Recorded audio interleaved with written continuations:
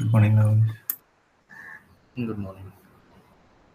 Okay, share my screen.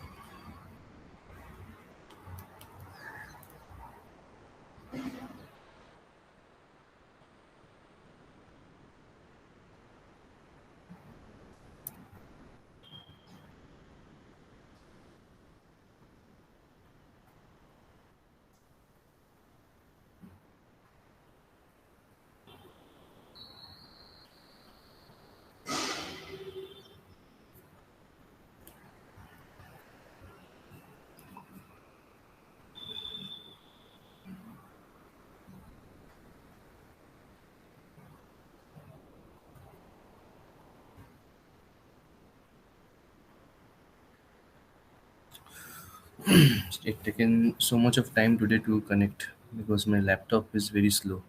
For the last maybe 3 weeks, I haven't switched off my laptop. So still, it's taking some time.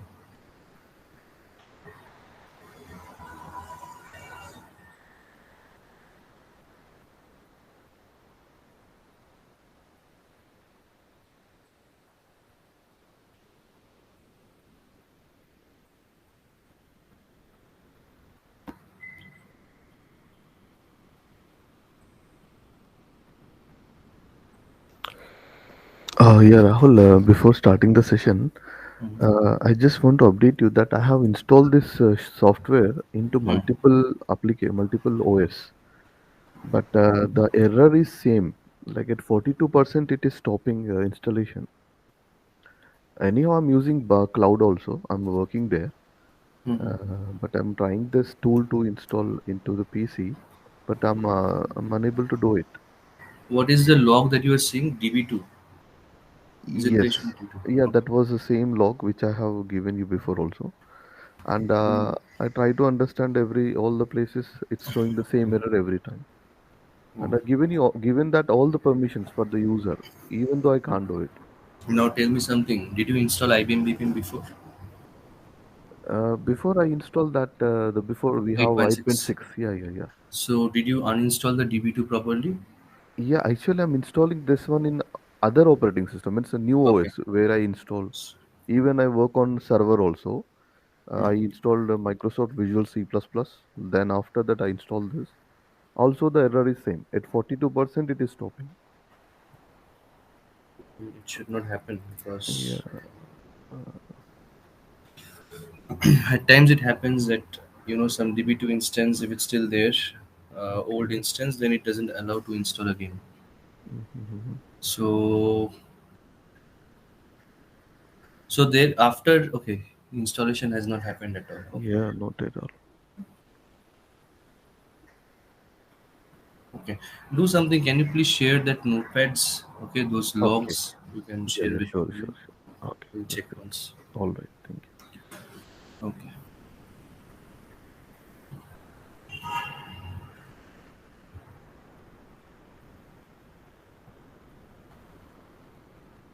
Okay, so last day we had I believe we implemented manager human service and employee human service, and we triggered the process, and we saw how an instance is getting created and how the tasks are getting created, and how we are, as a developer, how we are testing the entire process by claiming the tasks and submitting them.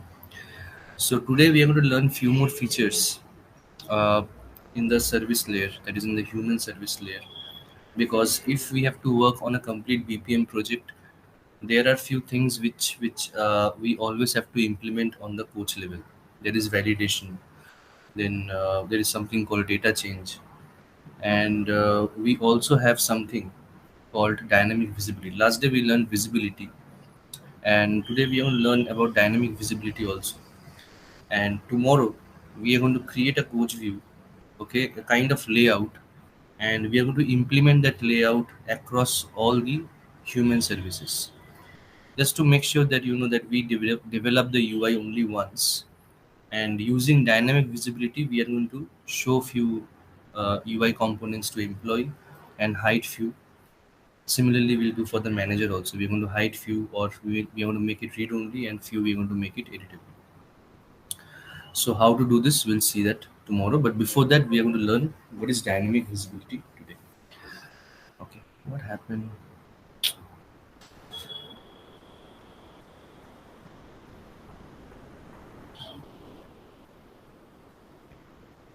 All right, so we had implemented this process leave application, and let's open employee task.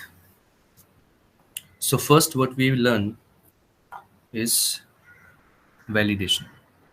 Okay, so here in this validation, so we have this fields employee ID, employee name, type of leave. What we will do, we are going to implement validation on employee ID. Okay, so two validations will do. First validation is like, if employee ID is null or empty, it will not allow the user to submit this page, number one. And second is, if the length of the employee ID is more than 5, then also I will not allow the user to submit this page. So these two things we are going to implement. And then we will implement dynamic visibility, which means whenever employee ID will have some data, then only employee name text box will appear. Whenever I make this employee ID field null or empty, then this employee name text box will not appear. This is dynamic visibility. That whenever you are getting some data, then only you are making something visible, else you are making it none for the end user. And finally, we'll also see something called data change. And the data change we are going to see through dynamic visibility, but yes, data change will also implement a separate scenario where we will have two drop downs, and both the drop downs are dependent on each other. So whenever I'm selecting some country, only the states of that country will be visible in the state drop down. Okay. So these three things we'll try to complete by today. If we are not able to complete any one, we'll complete that tomorrow. Okay, so let's start with the validation first. Now validation usually can be done in two ways in IBM BPM. One is you implement the logic of validation on the data change of a coach, which means without submitting also it will throw you validation error. Okay, if employee ID is null, then while filling up or while missing that field, and if you go to the next field, automatically it will throw you some error. Usually this implementation we don't do, because implementing too much of code in data change is not, it's not something which is recommended. Now data change, if I go back to the older versions of IBM BPM, data change was never a part of IBM BPM. So Colburn toolkit was there, which was created by Neil Colburn, and inside that toolkit we used to have a coach view for data change. So which is clear that this feature was not a part of BPM, but it was added as a part of a toolkit, which was an external toolkit. But now, since 8.5.7 version, data change has become itself a feature of BPM. Okay. Nowadays, if you click on this coach, see right now the coach is selected, and if you see there is a property called data change over here. Okay. So if I have to implement any code for data change, I can implement it here. So this was never before 8.5.7. This feature was not there itself. So we'll implement it, but before, let's implement the validation. Okay, this service I was showing something yesterday to some team. It doesn't have any information, just a dummy service it was, so just delete that.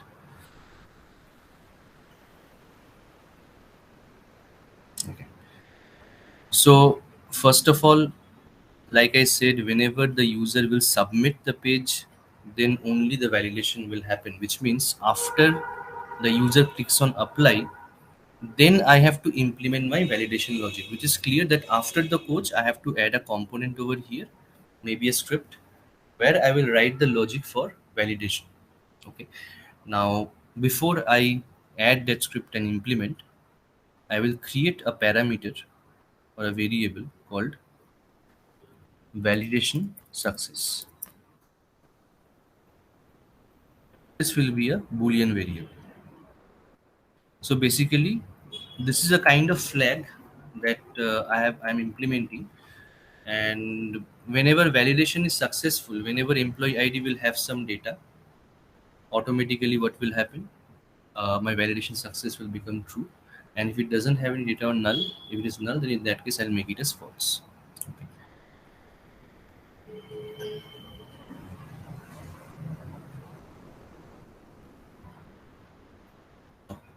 I'll go back to my diagram and now I'll add a script here.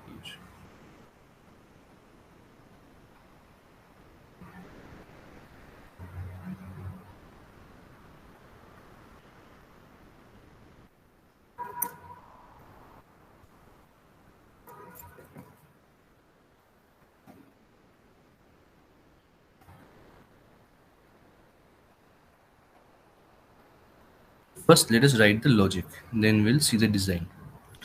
So logic is very simple, but yes, we use a method or a function that's a part of IBM BPM, basically an out of the box method or API that we use to uh, implement any kind of validation message on a page view. So we'll implement it in this way. Say if pw.local.employee information dot employee ID is equal to null, or just copy this,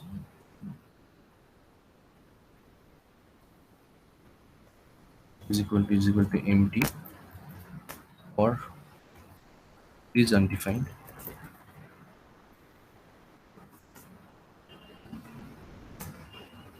Then in that case tw.local.validation success will make it as false.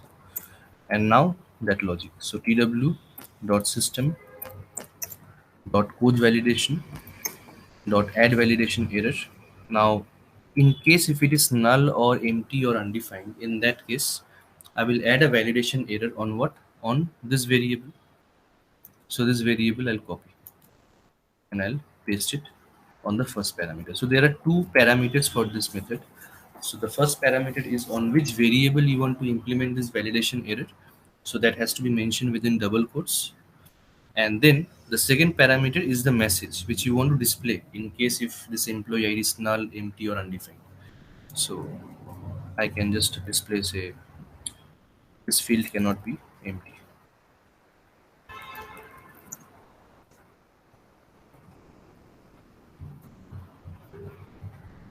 It's a very common thing, if every BPM implementation will have this validation, because without validation you cannot implement any kind of human service. So you have to validate some or the other fields. So if it's a banking project where you can have multiple fields on a coach, so this script can have multiple validations, and you can use the same method tw.system.coach validation.add validation error. So this is something very common which we're using since the time I have been working in IBM VPM, and even from the older versions like 6.5, 7.0, there also we used to use the same method. So this is not changed with time. So we still use it. Now this is the if part. Now what in the case if everything is fine, then else pw.local.validation success is equal to true.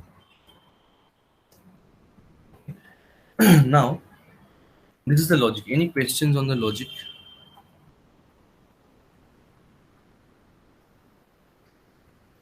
No, Rahul, I'm good. Okay. So after this logic, now we have to come to the design of this human service. Now from the script, what we can get? We can get either validation success is true or it is false.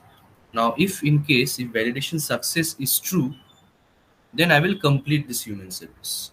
But in case if validation success is false, I will once again route it back to the coach from the script, right? So obviously, because I will not allow the user to submit the page, so he should see the same page again, even after clicking on apply. So if I have two conditions or multiple conditions to implement over here, then in that case we have a component which we call as gateway. Okay, so gateway is a component where you can implement multiple conditions, and based on multiple conditions I can route the path from the gateway to different components in this human service. So if I add a gateway and if I implement a condition, say if validation success is true, then I will connect it to the end event. And in case if it is false, I will connect another sequence flow from the gateway back to the coach. Okay. So let's see how to implement a gateway. Although we are going to have session on gateways separately, because in a human service layer we can implement only one type of gateway. So there are basically four types of gateways. One is exclusive gateway, then we have inclusive gateway, parallel gateway, and event gateway. And in any human service or in the service layer, we can implement only exclusive gateway, which we'll see today. And exclusive gateway, inclusive gateway, parallel gateway, and event gateway can be implemented also in the or rather I would say exclusive gateway can also be implemented in the process layer, and other gateways that I talked about, inclusive, parallel, and event, they also can be implemented only in the process layer, not in the service layer. Okay, so we have a session this week itself on gateways where we'll cover all the gateways. Okay, so let us see how to implement a gateway in the service layer. So this is your gateway.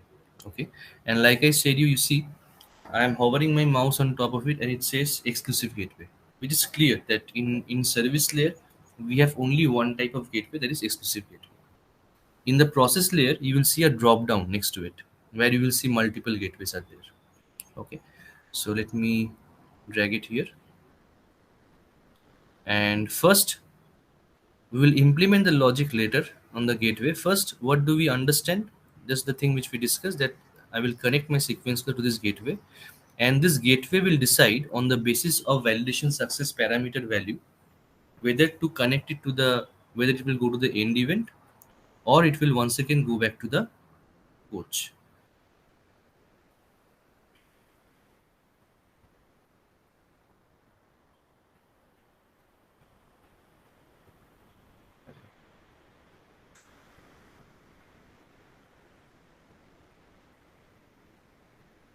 Yesterday, this guy's his team, another team was seeing, and they said me to zoom in. You guys are able to see it clearly? Yes. Okay, okay, okay. All right. So now what I did, you see here, from this gateway, I connected one to the end event and the other to the back to the coach, right? Now, if I click on this gateway, we have three properties for this gateway. I can see general property, implementation property, and pre and post. Implementation property is where we have to implement the decision. Okay. First of all, exclusive gateway cannot be implemented without implementing any decision. Okay. So I have to implement a decision on the gateway. So let's see how to implement this condition.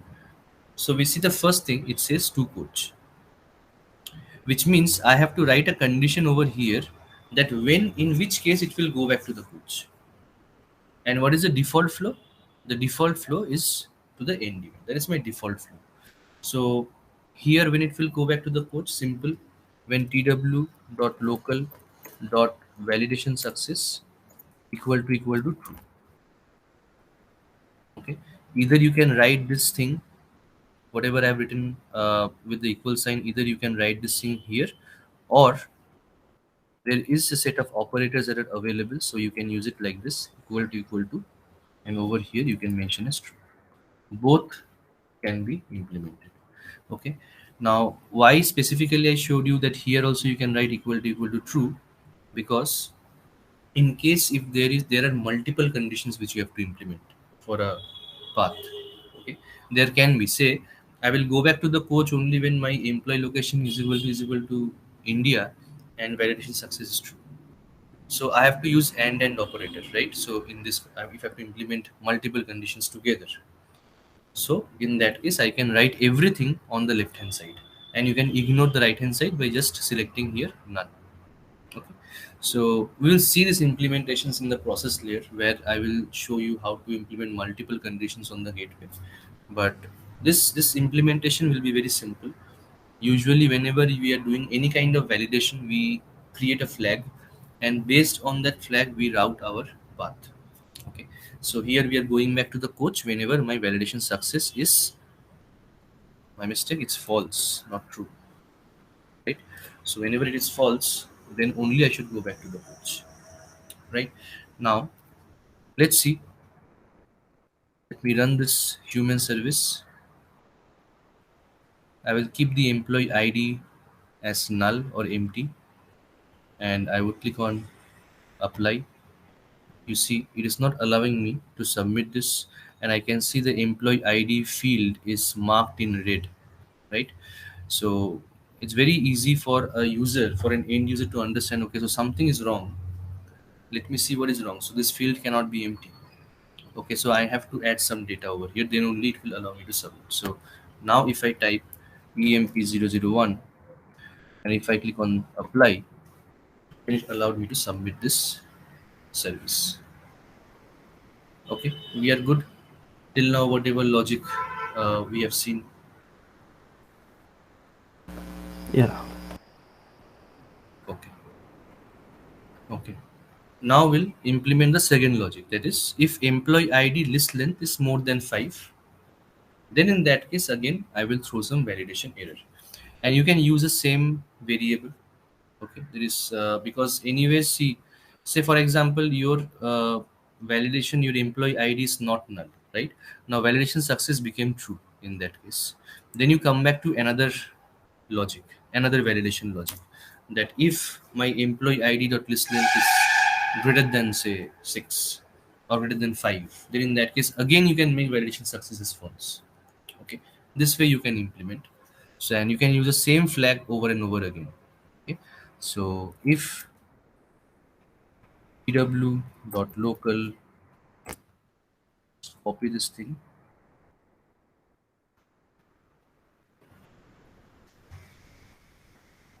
dot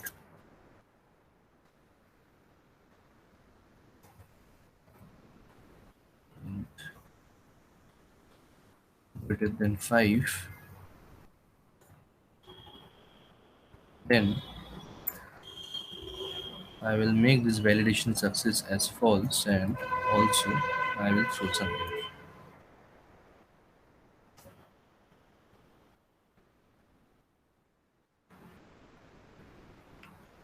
What will be the error? It will be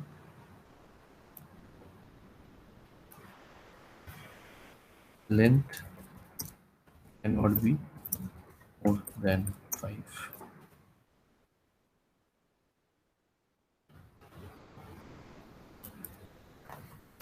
Else, again I'll make it as true.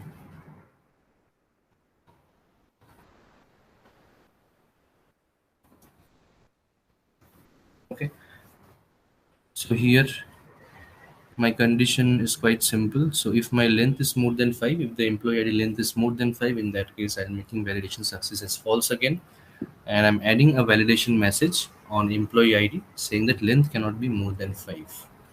Else, if everything is fine, if it is less than 5, in that case I'm making this true. Okay, so let's see, we'll run this and see if it is working fine. So this time I'll add something in the employee ID. First of all, let's take the normal thing, that whether it is null. In that case, is it allowing me? uh, okay, got it. So why it didn't work?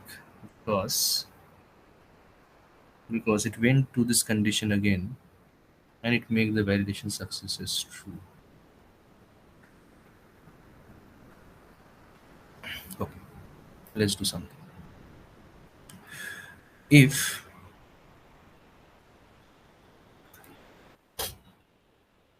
employee ID has a value and then greater than 5. Okay, so this means that employee ID has some value, and then I'm checking the length is greater than 5. Okay, then in that case I will make validation success as false. Okay, now anyways, I can, the condition I can integrate together also, but the message has, I have to make it different.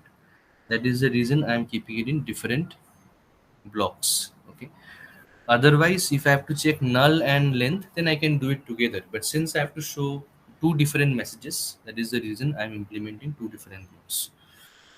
Now let's see whether This is working or not. So I'll keep it blank and apply. Why the service is getting completed?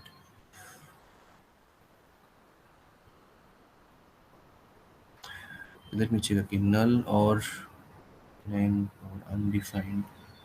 Validation success is false. Else I'm making it true.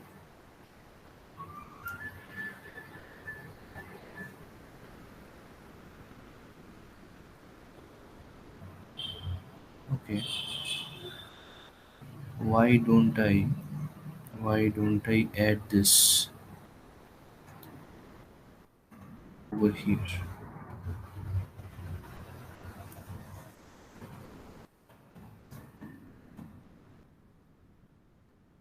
Okay.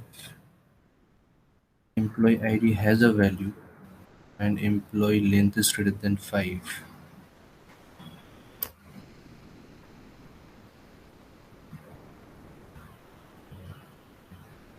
It's false, okay? Else it is true.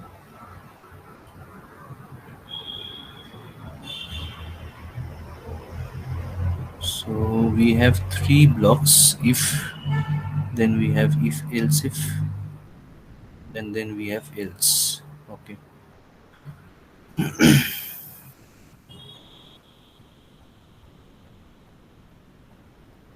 Okay, let's see.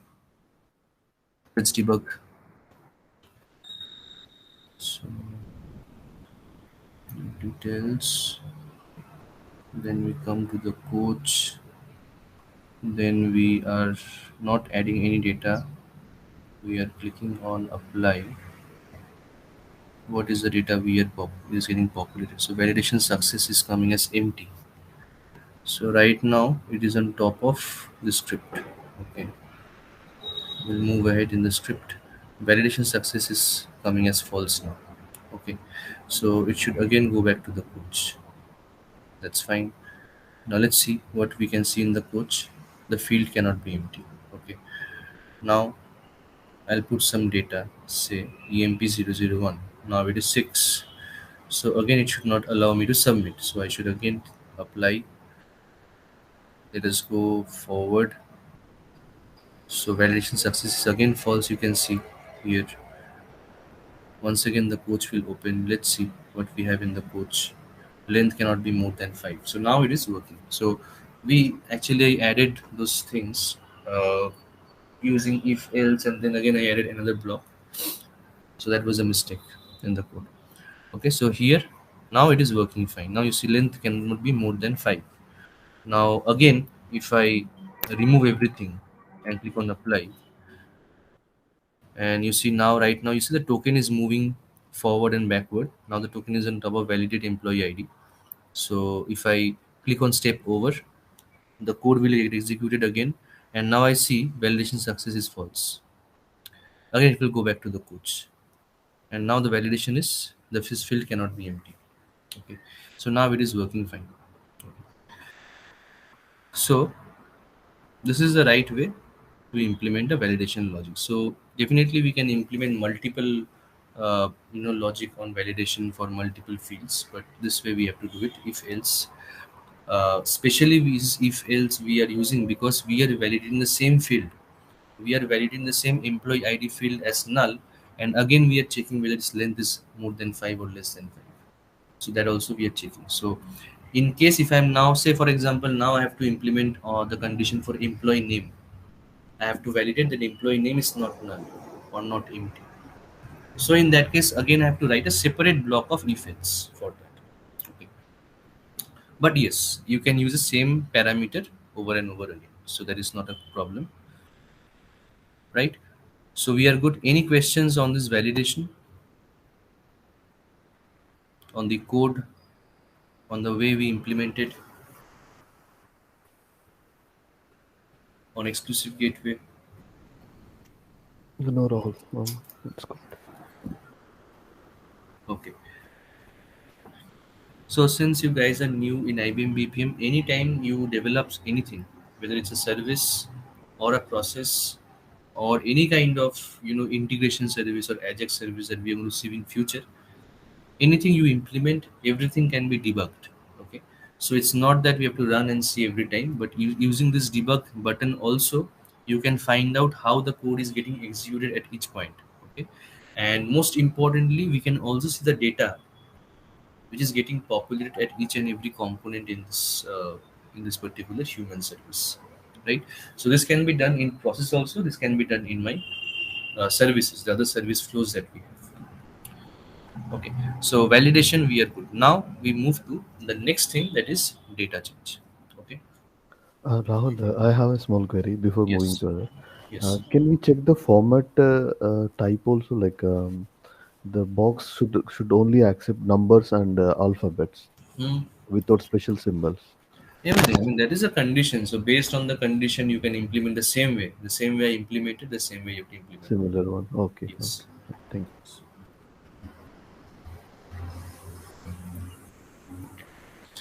So this was about validation. Now we move to data change. Okay, data change feature. Data change feature, and we'll also see dynamic visibility together, because on data change we'll implement dynamic visibility this time. Because whenever this coach will load, what I want to implement is like whenever this coach will load for the first time, employee name text box will not be there. Only when the employee ID field is being entered with some value, then only the employee name will appear. Okay? Even if it is one character, if someone enters, then only the employee name will appear. Okay? This is what we will implement as dynamic visibility, and also we'll be using the feature data change. Okay, so to implement it, first I'm going to create a parameter. Okay, why I'm creating this parameter, we'll see. So I'll create a private variable called visibility. Again, is a very common thing. Okay, if you're working on a complete BPM project, these three things are very important: validation, data change, and dynamic visibility. If you're working in a headless project where you are not using the BPM code, then these three features are useless, because in that you will not have your own UI, not the BPM code, but you will have some external UI. So say Angular JS. So if you have to validate that, so you cannot do it. So BPM cannot validate an external code. So in that case, Angular team who will be developing that UI, they have to implement some validation on their end. That we cannot handle. So in a headless approach, this validation, data change, all these things will not be there. But in a complete BPM project, these three things are must. Every time you have to implement. Okay. So this is visibility. Yes. Rahul, I have a question. Yeah. Yes. So in headless project, the whatever we are developing is exposed to them, right? It Correct. will be just some web service kind of thing. Correct. Whatever. Yes. Okay. Okay. Okay. External service will be there. So what will happen? So whenever that UI will open, external UI will open. Whenever you're clicking on any button, right? So there you're clicking on some button, say approve or reject or something like that. They have to send you the response to BPM, and we using that response, you will again route your flow. Okay. These things are there. So I presently am working for the last 3 years on a headless project. So I am not in touch with BPM coaches. Thanks to this training, that still I can write some code over here. Okay. So coming back to our implementation, yes. So now we have created one parameter. Now let's see what we should do with this parameter. Okay. Last day we have seen. I have given you some hint. So employee name is the field on which I have to implement this visibility. So I have to go to the visibility property of this employee name. Last day we saw this thing, value rule script, and I said you that that whatever we implement as a rule, at times what happens that that it doesn't work. Okay. I mean, we have seen this in the older versions. I have never tried in the newer versions like 8.6 or BAW. But I remember in the older versions when I used to work in the complete BPM project in Capgemini or IBM, there we tried to implement a rule, but it did not work somehow. So what we did then, we added a parameter, and that is what I saw in the next couple of years when I worked with IBM. Also there, also I saw the developers doing the same, that just creating one parameter and adding this with the visibility. So how to do it? You see next to visibility we have a blue button. If you click on it, it now will allow you to map a variable over here. Okay, so here you see on the right hand side you have select and clear. So you can click on select and you can map the parameter whatever you want, but make sure the parameter should be a string data type. Okay, because we'll be assigning some values over here, say read only, none, okay, editable, all these things you can assign to this parameter in runtime. Okay, so how we'll assign it, let's see. We'll go back to my diagram. Now what do I want? What is the first condition we want to implement? That when this coach field load for the first time, I don't want to see the employee name field, right? So this is the first script which we have added. So what I'll do, I'll add tw.local.visibility is equal to none. Okay, so whenever this coach field load, my employee name field will not be there. So let's run and see whether our first condition is working or not. Yes, it's working. I can see our requirement. The first requirement is we have achieved, that is employee name is not visible. Now the next requirement is whenever employee ID will have some data, whenever I'm going to add even a single character, employee name will appear, right? So for that, I will go to data change. I will implement the condition here and then I'll explain. The condition is very simple. You all will understand. But how this work is happening in data change, right? This thing we need to understand. What exactly is data change? How it is getting executed in a BPM coach. Okay. So first I'll write the condition. Condition is very simple. tw.local.employee leave information dot employee ID not equal to null, or say equal to wait, not equal to null, not equal to undefined, and not equal to empty. Then in that case I will show it, else I will not show it. Okay, so not equal to null and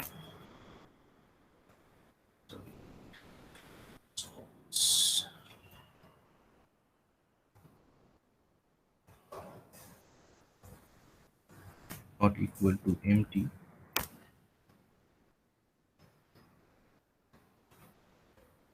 So here or will not work, so here I am using and undefined, and here we can make tw.local.visibility is equal to editable. Anything will work. You can make it editable. You can even make it same as parent, because this is not a manager task, right? Where same as parent, you know what will happen with same as parent in manager task. So it will again make it read only. So if you want to make it editable, you can use editable. And for this scenario, you can implement same as parent also. And there is one more which is not in that list, but it is same as editable, that is default. Okay, I can also assign tw.local.visibility is equal to within double quotes default. Okay, so that also works. So these three things will work. Yes. Uh, Rahul, is it case sensitive, whatever we are writing? Never tried, but I believe it is not. Okay. Okay. Yes. Never tried this, but I believe it is not. I mean, this should also work. Let's see. I'll run it.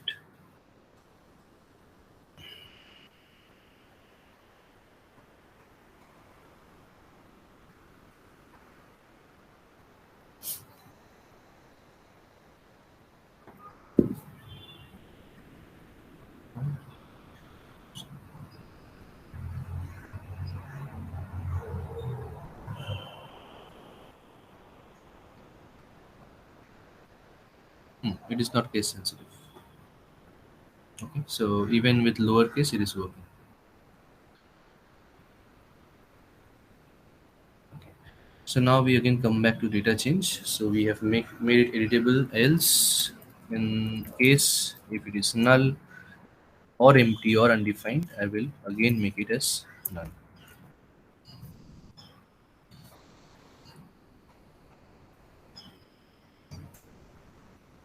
Okay, let's see whether it is working or not. Then we'll come back and discuss something about data change. So employee ID, employee name is not visible. So employee ID, I'll add something. As soon as I add, employee name appeared. And whenever I will remove, again, say it is blank again now, my employee name will not be there. Okay. Now you see, I am not clicking on any button, right? After I'm entering something, I'm clicking on anywhere on the screen. Okay. Say again, if I enter this thing, this time whenever you entered something, I did not click on anywhere. So as soon as I entered something, the text box appeared. But when I'm removing it again, then I'm clicking on somewhere on my screen, and again I see employee name is not here. Okay. Now, how this thing is working? What exactly is data change? Data change, basically, the motive behind implementing or adding this data change feature in BPM coaches is basically, that you will see a lot of websites are there where the validation will happen on the go.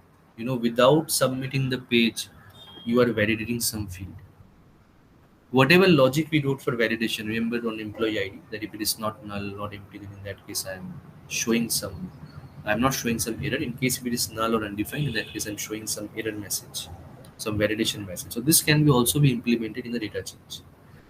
You will see many projects where they implement the validation logic on data change itself, because what they want, without clicking on apply, right there, I want to show the end user that this field is more than 6, the length is more than 6, or length is more than 5. So you are not allowed to submit the page. So you should change it right away. So in that case, I can implement a data change, and data change is something without clicking on any button. You are refreshing the data of your page, basically, right? So every field you see, if whatever we have implemented on data change, everything is based on data. If employee ID is not null, so this I'm checking the data if there is any data or not. If there is some data, then I'm showing the employee name, else I'm not showing. We are going to implement drop down, like I said, that there's some uh, two drop downs will be there, country and state. So whenever I'm changing the data of the first drop down, the data of the second drop down is changing, so again data changes happen. So basically I'm doing it on runtime without clicking on any button. I'm actually refreshing the data of the entire page. Okay. Now this is good. I mean, it's a very good feature, but again there are some some cons are also there.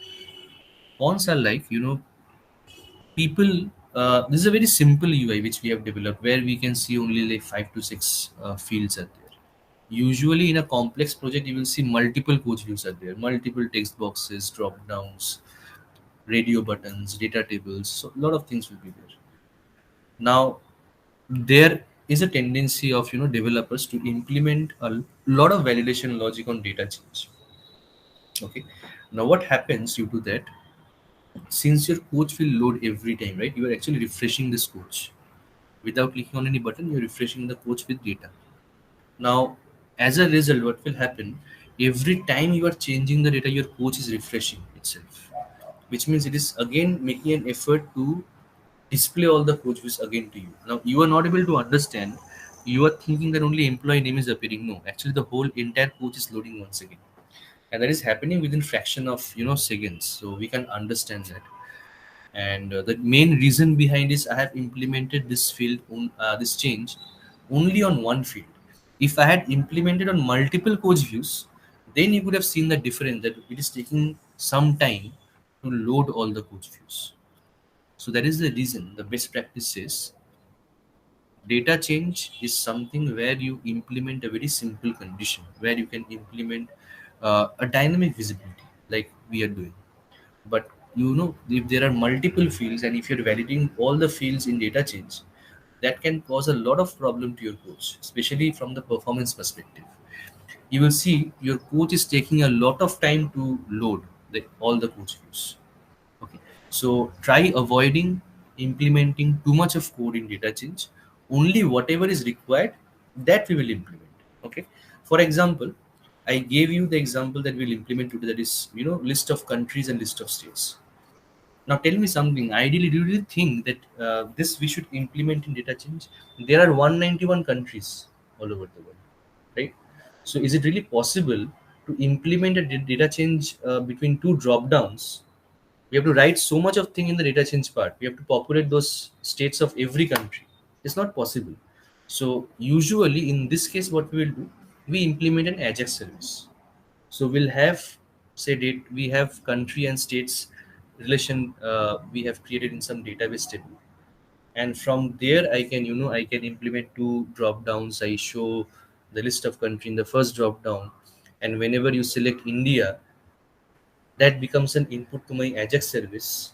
And also in my query, and I write a query, select states from, say, country states table where country is equal to India.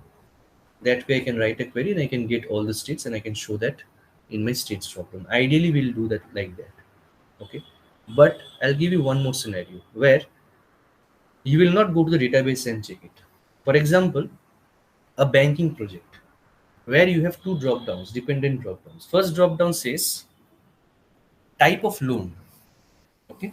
We select personal loan, and just below we have a text box, or we have a drop down, say, and that drop down has different values. Okay, we have different rate of interest. So whenever you select, say, personal loan, automatically 10% gets selected in the second drop down. Whenever you select home loan, automatically 5% is selected. Whenever you select car loan, automatically 7% is selected. Now for this, you will not make an expensive call to database, right? You're going to implement data change. So this way you have to understand the requirement. If the data is huge, we will not implement it in data change, we'll implement it through some Ajax service in database. And in case if the data is very small, then for that case I will never go to some to database and get it. I will just implement it through some data change feature.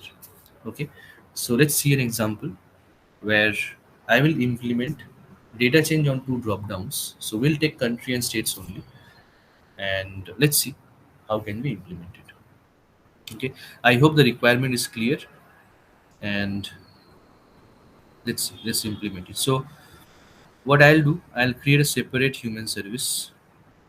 Will not implement it here. So say data change.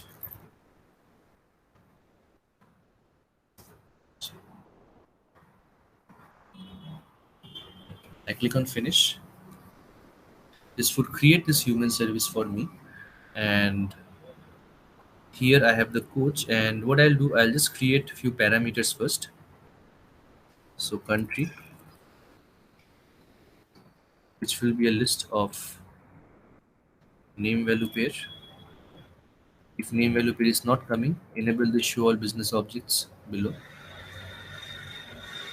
And then we'll have states, which will again be name value pair, and selected country.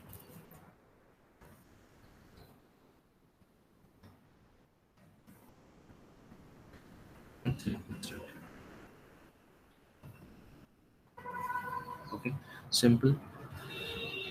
Now we add a script over here and we can populate it over here also. Okay, in the script we can populate the list of countries, and on the data change we'll populate that if selected country is India, then I'll populate states drop down. Okay, that way we'll do it. Now instead of script, adding a script over here, if your code is very small, okay, like you have to just initialize a list of countries, so instead of adding a separate component, what you can do, there is one more feature on your BPM coach, and even on every component. If you drag again a script, okay, you see whenever you select any component in your human service or even on your service flows, you see there is something called pre and post, right? Now what is this pre and post? Say let's select this coach. So this coach also has some pre and post. Now what does this pre and post means? Whenever this coach will load, right? Before the coach loads, if I write something over here, if I write some code over here, that code will get executed and then the coach will load. And if I write something in the post execution script, what will happen? After you click on any button on the coach to complete the coach, then this script will be executed. So if your code is very small, say what kind of code you usually write over here? Logs. Okay. We write the logs, say entering the coach or exiting the coach, something like this we add, so that by the logs we can understand where through which path my entire process is flowing. So that way you can execute some kind of logging over here, and also some simple assignments also you can do. Say you have one variable, you want to assign the value of that variable to another variable. Simple assignments, and very small logic. Okay, the if simple if else you can write over here. And usually the code which I am about to write, like populating a field, populating a list of name value pair, we usually don't write this kind of coding over here because uh, it is the best practice again says that this kind of coding we should add in a script before, but we should not write here. But why I am writing it here, one is to show you guys what is the work of pre and post, and second is our codes will have only two drop downs. In a complex project, in a complex coach, it will have multiple coach fields. So our coach will have only two drop downs, so performance wise it will not affect. So we can write the code over here also in this case. So tw dot country. Logic syntax is the same. There is no change in syntax. Whatever we have learned last day, same way we have to implement it. So country, I have initialized first line. I have instantiated the object.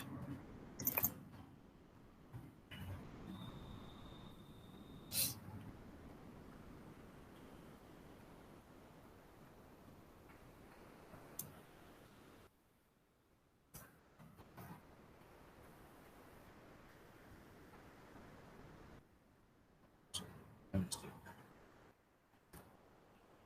I'm thinking where I'm going wrong. Name is equal to India.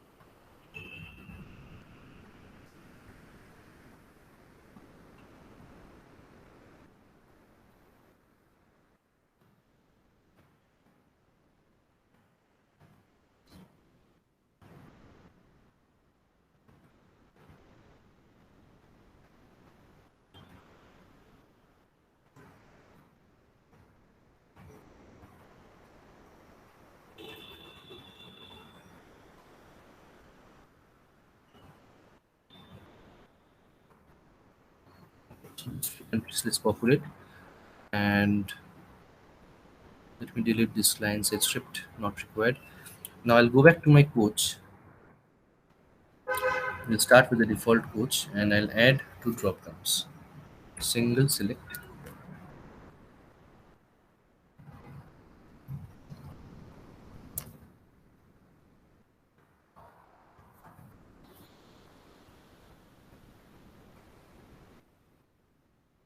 single select, I've added.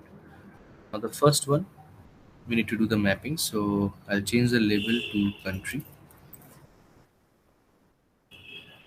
and binding will be doing with selected country here. Like last day we have learned how to do the binding, and going to the configuration,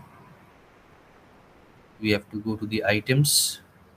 Here we need to select items from static list, and here we'll map our static list of name value. Similarly, states dropdown also will complete the configuration. We'll just complete this configuration, that is this binding selected state, and where we need to bind the other variable, I'll show it to you later. But first, let's write the condition for states. Okay, then I'll come back and I will show you what to configure. States.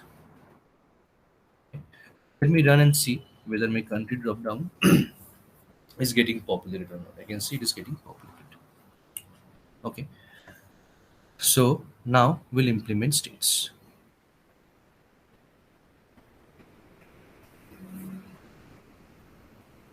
So again, I need to go back where I need to go back to my data change feature of my coach, and there I will implement this logic.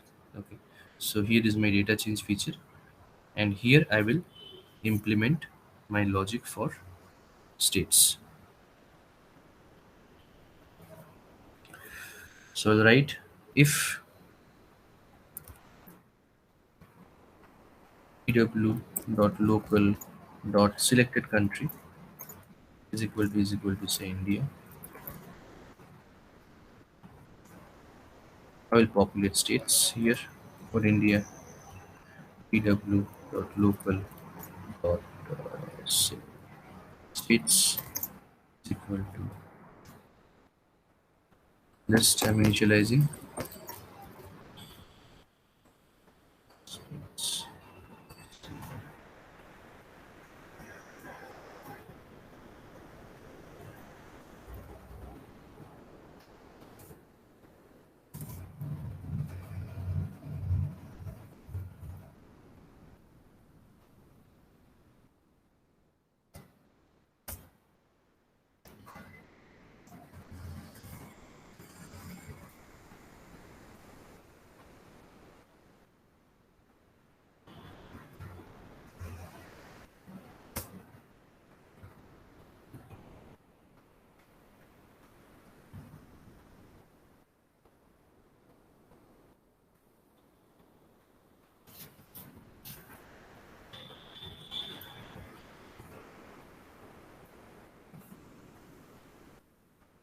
Similarly,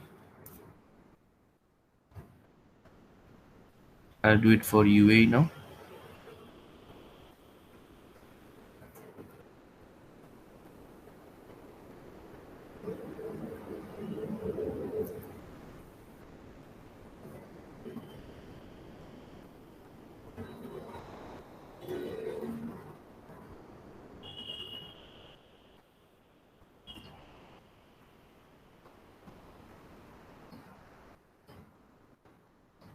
These are basically the Emirates. Not sure they are states or not, but there are six Emirates that we have for UAE. These two are one of them. Okay, here I missed to write the else, so else if will be there. And finally, we have else for our last country, that is US. So again, I'll just copy it down. So this thing is very illogical. I mean, usually you will not implement states country in this way. So definitely we are going to follow something else. We're going to follow the Ajax service implementation, which is more dynamic and which will be less of overhead. But if there are, there can be some scenario where you need to implement drop downs, uh, where you will have only 2 to 3 items. So in that case, you have to implement it this way. So this will be say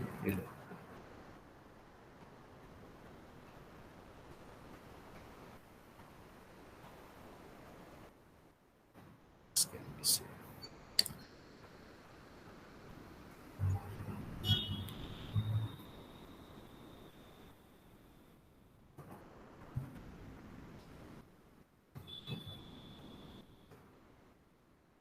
I hope the logic is fine. So we are good with the logic. Simple if else that we are doing, and we're initializing the object only when I'm selecting the country. Then only I'm initializing the states object. Now the next part is we need to see where we have to configure this list of states. So list of states we know. I mean, before we have learned that going to the items of your configuration property, there I'm selecting items from static list, and then I'm configuring the static list variable over there. That is something which we have already seen. Now we'll see one more feature today because we are implementing data change. So in this item for states, I will go to the items from config option. Okay, that is something we haven't seen before. So items from config option will allow me to implement a data change feature for this particular variable. Okay, so here whenever I select items from config option, the next thing which I can see here, item input data. So here I need to just map the stage drop. Okay, now it will work. So three things are here. Last day we discussed items from service, items from static list, and items from config option. The example that I gave you on Ajax service, if I have to implement that, then I would go for items from service because this will allow me to create an Ajax service and map it over here. Okay. Items from static list we have learned so many times, you have seen since last day. And today we are seeing items from config option. Items from service we are definitely going to cover.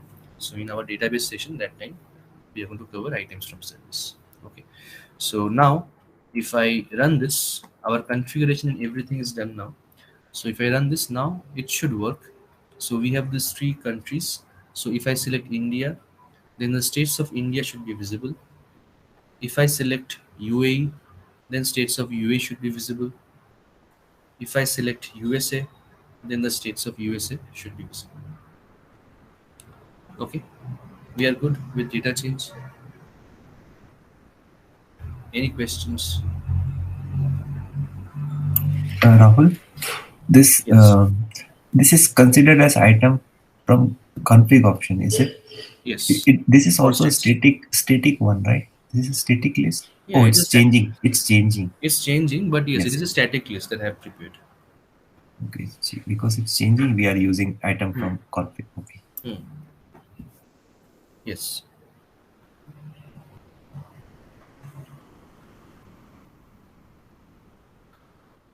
Okay. Any questions? Any doubts on any of the topics that we have covered today? We have covered three topics. They're small topics, but yet, if any doubts are there, we can discuss. We have a lot of time, and if we don't have any doubts, we can drop off. Okay, because we'll not move with the next topic because next topic will take some time to complete. Yeah, Rahul, can you hear me? Yes, I can. Yeah, sure. So regarding that else if condition, is that the only way that we have to write the code, or is there like are there multiple ways that we can write? See Like data change. See like for data change. Yeah, yeah. Sorry, go on. Complete. not for this one. Can okay, if you take this one as example, can we use a counter, the one you mentioned? Absolutely. Yeah. Okay. Okay. And also in the else if condition, like where we implemented that employee ID is equal to null, right? And the employee length is equal to greater than 5, right? So there is there any other way that we can implement the coding part, or is that the standard coding part that we have to follow? This is a standard coding part. That's how we check, Okay. and this is something you have to do throughout your BPM thing, whether you are working in IBM BPM. So this I am showing for dynamic visibility, but when if even if you're working in a headless project, this null check is something which will be always be staying with you. In every script, you have to write a null check. Okay. So this is a standard. Makes sense. Okay. Yeah, Rahul, I have one more small. Yes. The thing is, Yes. do Yes. we have switch statements here? Yeah, we can write switch statements. So we can do the statement like this, like we can declare Hmm. one variable, and in Hmm. that variable, Hmm. we can read like a variable equal to that single select dot selected index, something like that. Is it possible? And that reading that index through the switch, if you are selecting where that first index, so Hmm. it will pop up the values which are in index one. Okay, that thing I haven't tried. That's something you can try at your own. But switch Yeah, case yeah. is Okay. something which can be implemented in IBM. All right. All right. Thank you.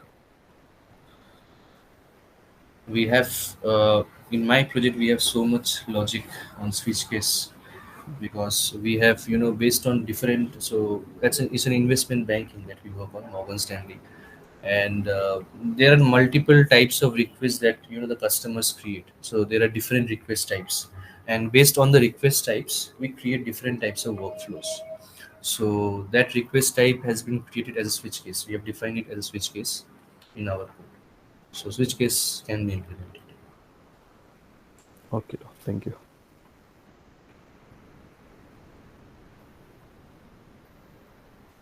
Only try to avoid any recursive functions. Okay, unless it is not required. Let's not write recursive functions.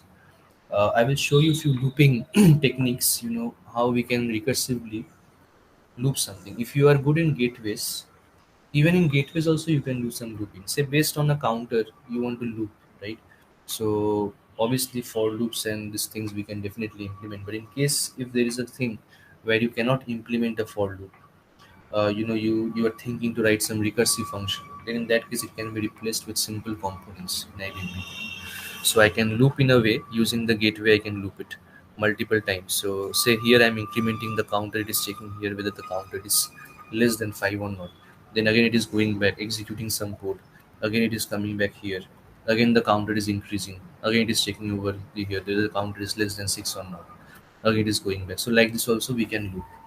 So try writing, try avoid writing any recursive functions in IBM BPM, because BPM is not made for so much of complex logic. If you go to some other BPM tool like Pega has very less, place for write coding. I'm not sure about about the current versions, but in the versions like 6.5, 7.0, 7.2, 7.5, I have seen till 8.0. Till then, there was very less place to to implement some code. UI kind of code you can write, CSS, HTML, that can be written over there, but any kind of logic was very difficult. But now I believe they've added so much of things. Maybe this component will also be there where you can implement some code. But Pega was the thing, is a component, is a BPM tool. Uh, Even a guy without any technical knowledge can also work over there. But IBM BPM needs code. It's not that you have to be expert in Java or JavaScript, but at least basic coding is definitely required. You see, we are seeing since yesterday, in the last day, we have seen that we ran the process, we created some human service. And as soon as we started implementing a human service, you saw that we are writing so much of code. So, coding is something which we'll see throughout IBM BPM. Whatever sessions we do, every place, the coding will be there, except for events, but mostly we have to write. Rahul, one quick question, Rahul. Yes. So, in regarding that validation part, Mm-hmm. um, so I think Anup or Pasha asked, like, to implement that special character. Let's say if there is some spaces after the employee is entered, and no special characters needs to be entered and everything. How do you implement that special character thing? I have to find out the logic from Google, and then I Okay. have to implement it. But yes, it can be done. There were multiple projects I have seen where they have added this feature. Yesterday only, I was having a session with one of the corporate batches, and there I was showing them something on web service, Okay. and in that web service only they validate by themselves on the special character thing. So if something comes with special character in employee location, then I will not BPM will not send them back any response. So Okay. we can implement it definitely. But does BPM provide any value to that? Let's say, for example, for the length part, you added employee.length, right? But Mm. whereas for special characters, does it has any value inside the BPM or Yeah, you can use dot employee ID dot contents. contains? So Okay. contents will be there. Lot of methods are there. You can find it out. Okay. Okay.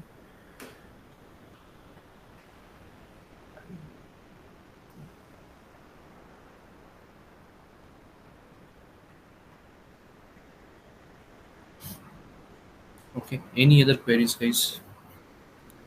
Um, One small, I mean, it is kind of a requirement. So let's say if I want to implement a coach view where once I enter my any name, like let's say if I enter Rahul, and then I want to populate, not populate in the below coach views, but I want to see a list of names with the same name, that coming up. Yeah, So we'll implement it. We have the session maybe tomorrow or day after okay, tomorrow. Type ahead. type So ahead. it's Yes. like type ahead. Yes. So type ahead can be implemented with using some Ajax service. So we'll see that. It is there in the first 50% of the session only. Okay. Sure. Sounds good. Okay.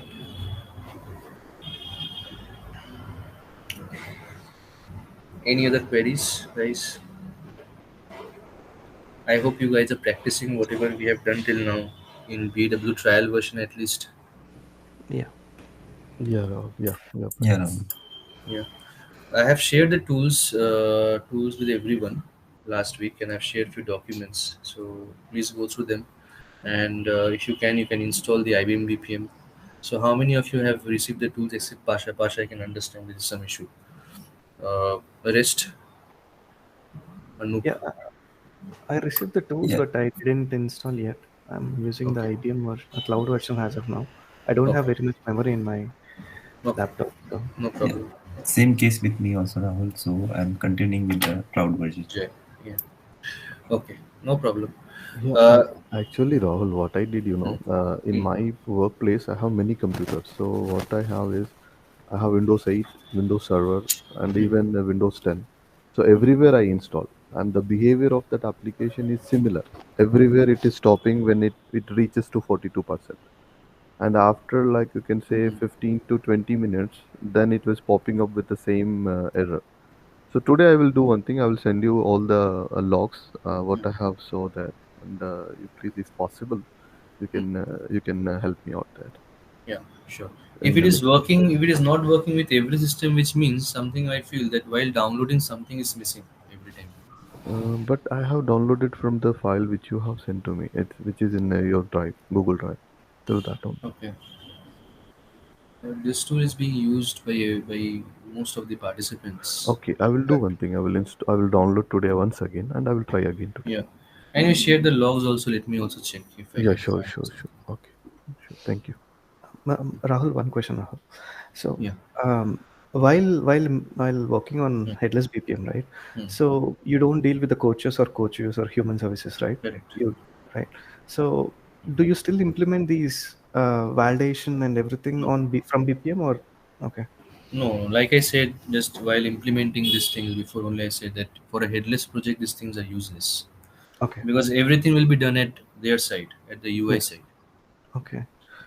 So you would be building only the BPDs, right? So Processes and my yeah, so my role is like implementing the process and also Mhm. implementing uh, multiple integrations. So I have multiple. We have multiple integrations with multiple systems. So Okay, we'll discuss on those. We have sessions in the second half. 50% we have next 50%. REST integrations, web service integrations, Java integrations. There's so many things are there. So those kind of implementations I do. okay, makes sense. Rahul, also share how you are handling security for your headless applications. Yeah, yeah. Okay, Yeah, okay. thank you.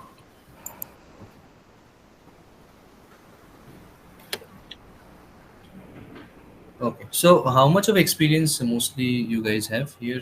So, I see a lot of experience. Pasha, I believe, has a lot of experience. Rahul, I don't have experience with BPM, but I work with other technologies like SAP, Yeah. SharePoint, and Oracle DBA. Mhm. Multiple technologies. I work on multiple technologies with the Okay. different platforms. Yeah, So, overall experience would be a lot. around, you can say, yeah, yeah, 10 plus, you can say. 10 plus. And just I'm planning to go through this BPM to have some less code. I think I have written whole code from Hmm. almost from 8 9 years. So I want to reduce it now. Yeah. So yeah. Okay. What about Anup and Jay? Uh, Um, Rahul, this is Anup here. For me, it's like around 15 years. I've been working in Java technology Okay. mostly. Okay. Recently, I moved to IBM, and I have also worked on portal technologies also based on Java only. So yeah. yeah, so I have like 6 years of experience, Rahul. So I worked as technical business analyst actually, Hmm. different clients here in USA. Hmm.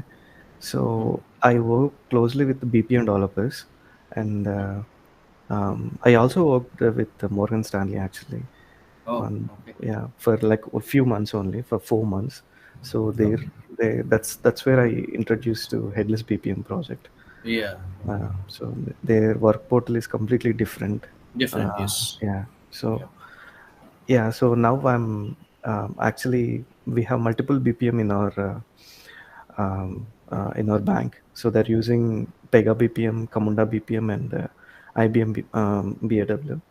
Hmm. So yeah, I'm planning to get into one of those. So when I spoke to my manager, he told me at least any BPM experience would be fine Hmm. to handle Camunda or BAW. So yeah, Right. Rahul, are you familiar with the Camunda BPM? I have an interview this week on Kamunda VPM. I am not aware. Okay, okay. Sure, sure. Yes, I have an interview on Kamunda VPM. I'm giving a lot of interviews for the last 1 month. Okay, okay. So Cool. there's an organization in Dubai that also Awesome. have cleared. They have given the offer letter, but I'm not joining. I'm not joining anywhere actually. So this is just for learning, like just to understand where do I stand in the market. So Cool. it's very bad. I mean, the analysis is very bad. I mean, technical things I'm very good. To be honest, I have an experience of not even 8 years, guys. I mean, Oh, mostly here the people have experience of 10 plus, but I don't have an experience of even complete 8 years. So I have an experience of 7.9. And yes, I mean, from the IBM BPM perspective, technically every nooks and corners I know. At least since I'm giving a training for almost like 4 years. And but the thing is that there are few architect level questions where I'm going wrong, and that is quite obvious because I don't have that experience. To implement those architect. Like just now, somebody asked me. I believe it was Anup who asked me that that can you let me know about the security thing, how it is being, or I believe it's Jay who asked me that how do you handle the security in your headless project. So I have to go back and see how do we have implemented those things. But technically, from IBM Beam perspective, like I have given like 5 interviews till now, and I have cleared all. So only one interview is left now. That is this Kamunda Mind Tree. They are going to take. Let's see. nice. Cool. So basically, I work for TCS, and right now I'm collecting offer letters to bargain with TCS for on-site. So that is the reason behind all these things. Okay. Cool. All right. Okay, guys, go through the documents and go through the recorded videos. I believe you all are getting the recorded videos on time. So go through them and try to implement it at your end. If you have any queries, we'll come back tomorrow. We'll see. Sure, Ram. Okay. Thank Sure. you. Yeah. Thank you, Thank Rahul. you. Thank you very much. Thank you, everyone. Have a good day. Thank you.